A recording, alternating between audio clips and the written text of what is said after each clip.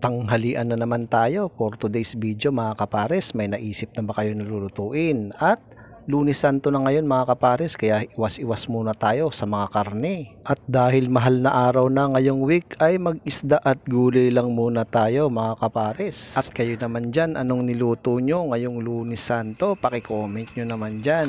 Ang gusto ko nga pala dito sa tulingan ay piniprito muna bago gataan. Kaya shoutout po sa mga nagpalaspas kahapon ng linggo. Palm Sunday po tayo. Shoutout po.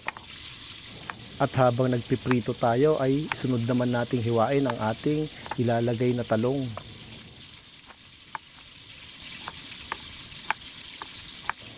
At matapos nating hiwa-hiwain lahat ng talong ay set aside muna natin yan. At sunod naman nating hiwain ang ating mga aromatics.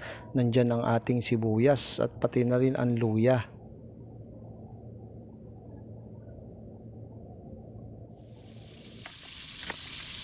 At pagkatapos, sunod naman natin yung pechay.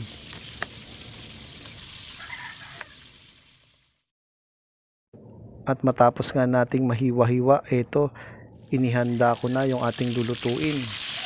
At balikan naman natin yung ating pritong tulingan.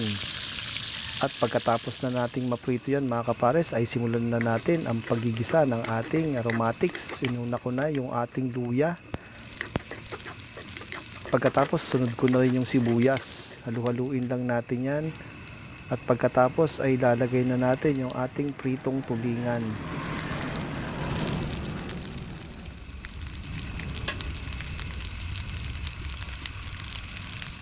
At nailagay na natin lahat, isunod naman natin ilagay yung ating talong. At pagkatapos lagay na natin yung ating kokomama. At takpan natin at pakukuluin.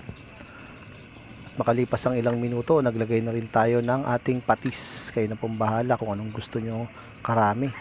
At sinunod ko na rin ilagay yung ating siling haba, pati na rin ang pamintang durog. Konting halo-halo lang. At pagkatapos isunod na rin natin ang ating pang-finaling pechay. Ayusin lang natin yan. Tatakpan natin at mag-aantay po tayo ng ilang minuto. At pagkatapos kumulo, maglalagay rin tayo ng suka. Antayin nating maluto ang suka. At ito na nga, luto na ang ating ginataang tulingan. Kaya mangantayon mga kapares. Syempre hindi natin makakalimutan magpasalamat sa biyaya